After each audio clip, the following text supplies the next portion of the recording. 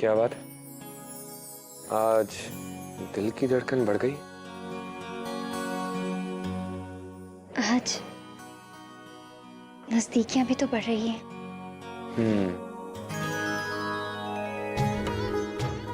मुझे थोड़ा सा काम है, मैं करके आऊं? काम? नहीं, ये पल बहुत इंतजार के बाद आया है। इसीलिए थोड़ा सा और इंतजार कर दीजिए ना। और ये इंतजार कितने मिनट का रहेगा? सिर्फ 5 मिनट का। 5 मिनट? अच्छा, मैं आपका इंतजार 5 साल तक कर सकती हूँ और आप मेरा इंतजार सिर्फ 5 मिनट नहीं कर सकते? शुरू हो गई ब्लैकमेलिंग। ये बहुत बुरी बात है, पति को ऐसे परेशान नहीं करते। अभी जाऊं?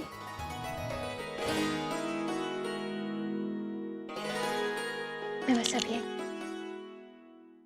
जल्दी आना।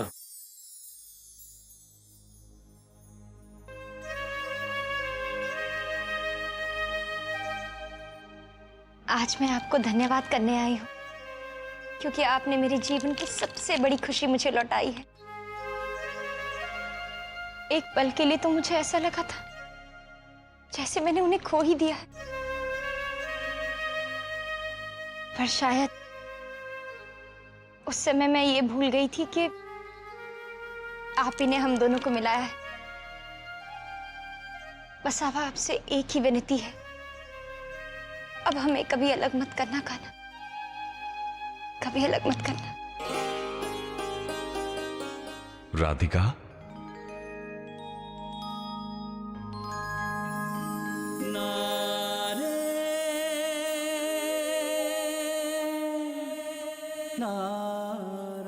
तुम्हें जो चाहिए था मैंने वो तुम्हें दे दिया।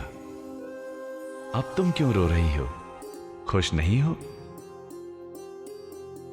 आज आपने मेरा सुहाग लौटाया है कान्हा। मैं आज बहुत बहुत खुश हूँ। खुशी और उदासी तो इस जीवन का हिस्सा है राधिका, लेकिन जीवन में जितनी भी मुश्किलें क्यों ना आए, तुम अपना विश्वास मत खोना। भले ही मुश्किलों में कोई तुम्हारे साथ हो ना हो, मैं हमेशा तुम्हारे साथ हूं। हर भक्त को कठिन समय से गुजरना पड़ता है और अपने आप को सिद्ध करना होता है। मेरे सबसे अच्छे भक्त को तो सबसे ज्यादा परीक्षा देनी होती है, और तुम तो जीवन की हर परीक्षा में खरी उतरी हो, तो फिर ये उदासी कैसी? तुम्हें तो इस बात का गर्व होना चाहिए, तुम्हारी खुशी जिसमें है अब वो तुम्हारे साथ है। इसलिए अब तुम सब कुछ भूल के हर पल का आनंद लो।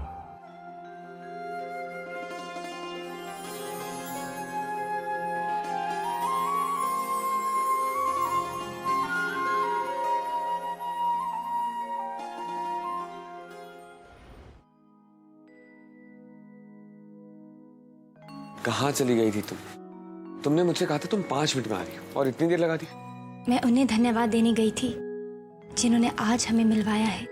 अच्छा, तुमसे कह दिया ना कि आज मिलवाया है तो बिछड़ने की नौबत आज के बाद कभी ना आए, ना इस जन्म में ना किसी भी जन्म में।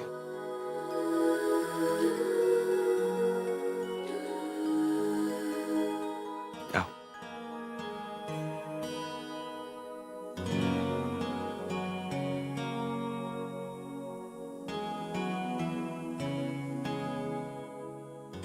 आपने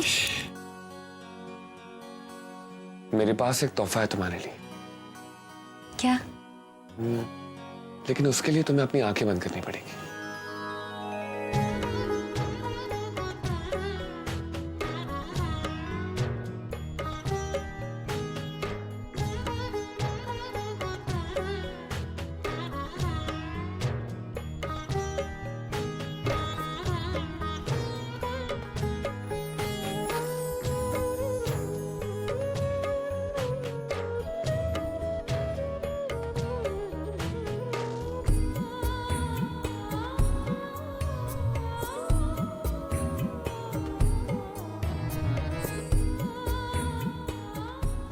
जब तुमने मुझे ये पायल दी थी ना, तब मुझे विश्वास नहीं हो रहा था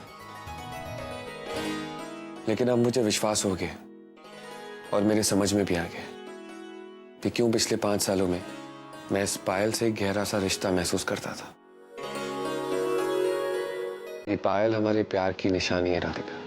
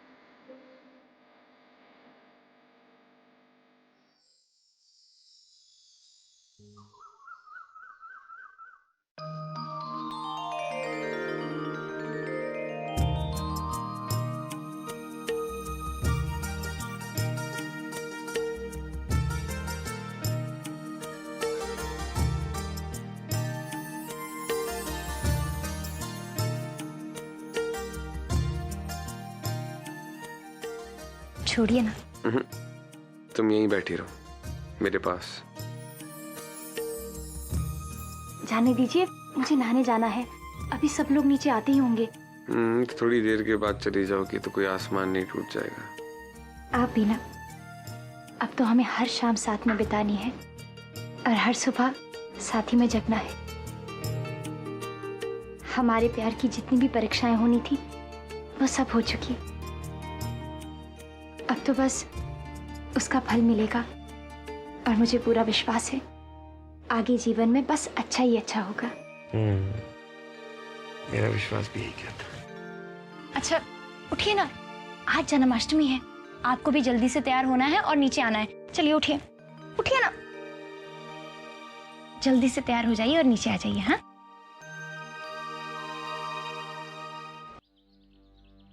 अरे गोविंद सुन।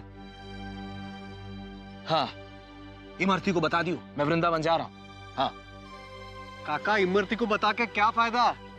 आप कहाँ जा रहे हो, कहाँ से आ रहे हो, उसे इस बात से कोई फर्क ही नहीं पड़ता। बात तो तेरी सही है बेटा, इसीलिए 2-4 दिन शांति से रहने जा नरक से दूर जा रहा हूँ। तंग आ गया हूँ रोज रोज ये नए नए तगादे सुन के। अरे इस छोरी को तो ना बाप की फिक्र है ना बाप की इज्जत की, चोरी चकारी करती रहती पूरे दिन।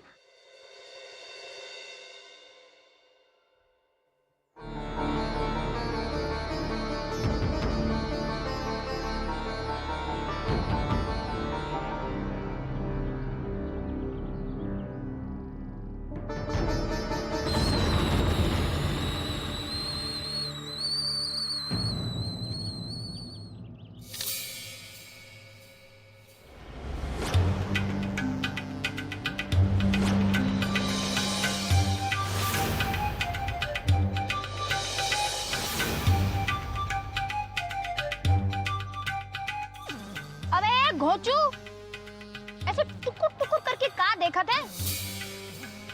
ये तेरी अम्मा का सब्जी काटने वाला चक्कू नहीं, रामपुरी है, रामपुरी, इमरती का रामपुरी। माल निकाल। अबे उठ, निकाल माल, निकाल, मैं कहती हूँ निकाल माल, निकाल। अबे निकाल ना। मुझे जाने दो, मुझे छोड़ दो। क्या रे, सूखे पत्ते की तरह क्या कांप रहा है? हाँ? इस झोली में कुछ है या फिर कंगले की तरह घूम रहा है? मुझे छोड़ दो। ऐसे निकाल, वरना इस साइकिल की तरह तुझे भी पंक्चर कर दूंगी।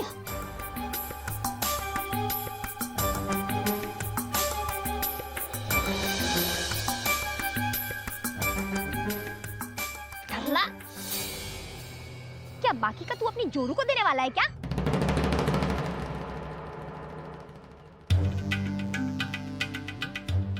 इतने सारे पैसे मथुरा का तो लगता नहीं। कहाँ से बे? वृंदावन, वृंदावन से आया हूँ। वृंदावन? हाँ। वृंदावन वालों के पास इतना पैसा है ना? मैं यहाँ मथुरा में काम से आया हूँ। मेरे पैसे भी काम के हैं। मैं तुम्हारे आगे हाथ जोड़ता हूँ, मेरे पैसे मुझे वापस कर दो।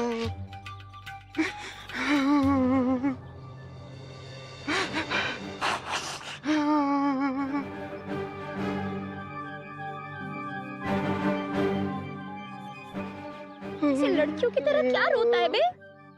पैसे चाहिए? ले ले। ए!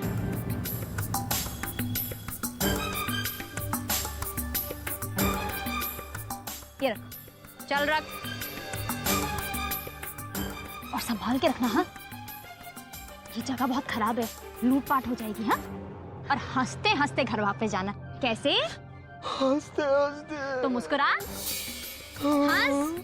सब गान दिखा। चल अपना ये साइकिल उठा, उठ यहाँ से। मैं जाऊँ।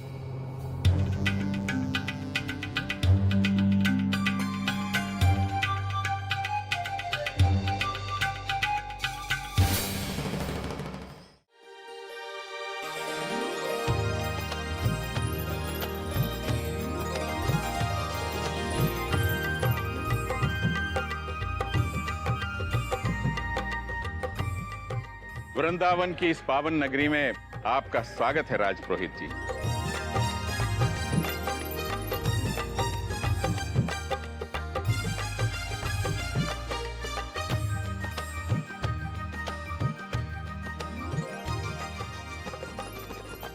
आई। बाबूजी, मैं नंदू से मिलकर आती हूँ। हाँ बेटा, मिल ले। सबसे अधिक स्मरण करता है तुझे वो। आयु बड़ी हो गई है, परंतु चंचलता अभी तक वैसी ही है। मैं भी आई। पधारी।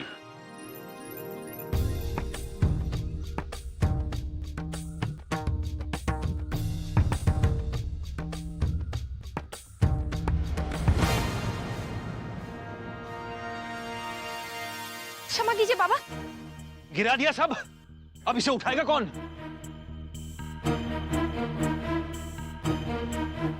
दान में देर हो रही है और इस लड़की ने तो सारा सामान ही गिरा दिया। वो बाबा, थोड़ी जल्दी में थी इसलिए देखा नहीं।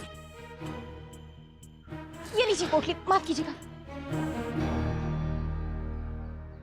अरे, बड़ी नेक छोरी लगती है। काश मेरी छोरी भी ऐसी ही होती।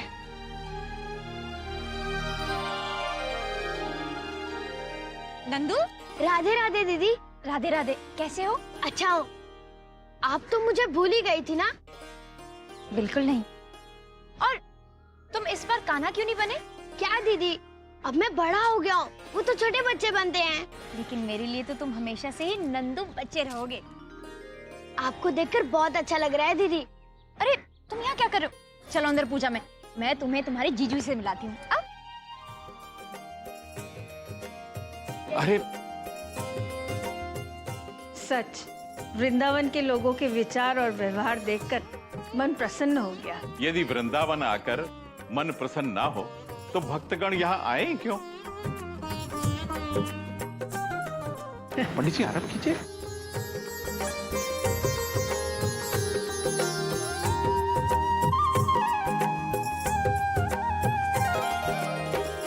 जा लेने दो पंडित जी, 150 लोगों को पार करके फिर दान मिलेगा। अरे नहीं नहीं, तुम ऐसे नहीं जा सकते हो। ये राज पुरोहित परिवार द्वारा किए जाने वाला विशेष दान है। अपने गांव और जाति का नाम बताए बिना तुम अंदर नहीं जा सकते हो। मथुरा से हूँ पंडित जी, मथुरा से हूँ, जात का ब्राह्मण हूँ। अंत्येष्टि और पिंड दान कराने वाला। अब तो जाने दो। जाऊं? नहीं। अरे भाई आप अंदर नहीं आ सकते हो। जा रहा हूँ मैं। रोक के दिखाओ। अरे छोड़ो। अरे अंदर नहीं जा सकता। जाओ बाहर। हट जाओ, छोड़ो। क्या हो रहा है वहाँ? मथुरा से ताराशंकर नाम का ब्राह्मण आया है जो लोगों की अंत्येष्टि करवाता है, इसीलिए वो दान के योग्य नहीं है। नहीं, हम ऐसा नहीं कर सकते हैं। ये अन्याय और अनादर होगा। और वैसे भी अंतिम संस्कार, ग्रहण और पिंडदान के अवसरों पर हम इन ब्राह्मणों को तो दान देते ही हैं। तो आज इस शुभ अवसर पर हम इन्हें दान क्यों ना दें? और वैसे भी वो तो मृत इंसान को उनका अंतिम संस्कार करके उन्हें मोक्ष प्राप्त करवाते हैं, स्वर्ग का रास्ता देते हैं। ऐसे पंडितों को सबसे पहले दान देना चाहिए। आप ऐसा कीजिए, सभी ब्राह्मणों की तरह उन्हें भी सम्मान पूर्वक यहाँ ले आइए। जाइए। अरे बोल रहा हूँ अंदर जाने दो। रुकिए रुकिए, राजपुरोहित जी ने कहा है कि पंडित ताराशंकर को अंदर भेज दिया जाए। देखा, तुम तो अंदर नहीं जाने दे रहे थे। खुद राजपुरोहिताई ने हमें न्योता दिया है। बोलो, जाऊं, लाइन में लग जाऊं? तेरा पिंडदान मैं ही करूंगा, याद रखना।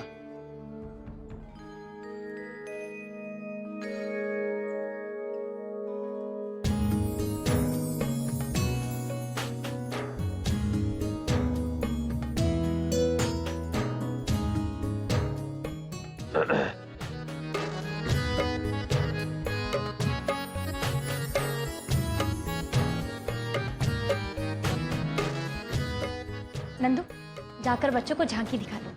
जाओ।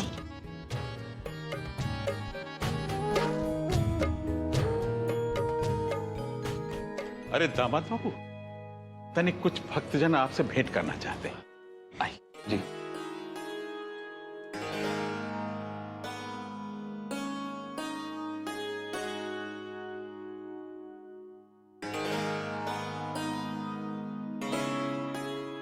क्या बात है माँ जी? छोटी बहू, देव के पास जो विवेक खड़ा है, देख रही हो ना उसे?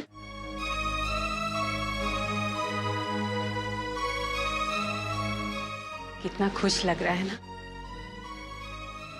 लेकिन बेटा, मैं उसकी माँ हूं, जानती हूं कि वो खुश नहीं है।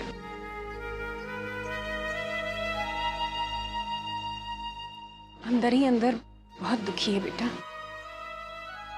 और उसके मन की उदासी दूर करने का मुझे तो बस एक ही तरीका नजर आ रहा है। मुझे लगता है उसे अपनी जिंदगी नए सिरे से शुरू करनी चाहिए। भगवान से बस यही प्रार्थना करती हूँ कि ये भी देव की तरह खुशहाल शादीशुदा जिंदगी फिर से बिताने लगे। आप परेशान मत होइए माँ जी। इस जन्माष्टमी पर मेरा यही संकल्प है कि विवेक भैया की जिंदगी में वो सारी खुशियां लौट आए जो उनके लिए और हमारे परिवार के लिए बहुत जरूरी है। दादी माँ, मैं अभी आई। हरिया काका, फूल आए क्या? कैसन भी करके विशाखा वापस आ जावे। ऊके वापस आए से ही हमरा पलड़ा भारी होवेगो।